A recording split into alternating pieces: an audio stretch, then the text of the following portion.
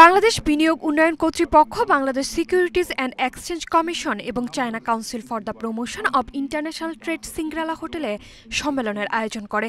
এতে উপস্থিত হয়ে প্রধানমন্ত্রী শেখ হাসিনা বিনিয়োগের জন্য চীনা ব্যবসায়ীদের বাংলাদেশের প্রধান সেক্টরগুলোকে বিবেচনা করার পরামর্শ দেন। We are continuously working to enhance the capabilities of our workforce through vocational training and higher education initiatives.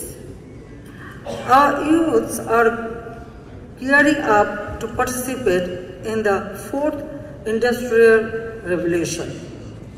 Thus, investing in Bangladesh means gaining access to a large pool of skilled and semi-skilled labor. এ সময় প্রধানমন্ত্রী বলেন, অবকাঠামো, জ্বালানি, logistic, তথ্য প্রযুক্তি, পর্যটন, কৃষি প্রক্রিয়াজাতকরণ শিল্প এবং উন্নয়ন খাতে বিনিয়োগের অপার সম্ভাবনা রয়েছে। এসব ক্ষেত্রে বিনিয়োগকারীদের বিভিন্ন সুযোগ সুবিধার কথাও তুলে ধরেন তিনি। We have progressively establishing 38 high-tech parks, inviting foreign investment in some promising sectors. Our vision is to build a smart Bangladesh by 2041. সারা দেশে 100 বিশেষ অর্থনৈতিক অঞ্চল এবং 38 হাইটেক পার্ক প্রতিষ্ঠা করার কথা উল্লেখ করে প্রধানমন্ত্রী বলেন, শিল্প ও বিনিয়োগের জন্য এসব অর্থনৈতিক অঞ্চল ভালোভাবে প্রস্তুত।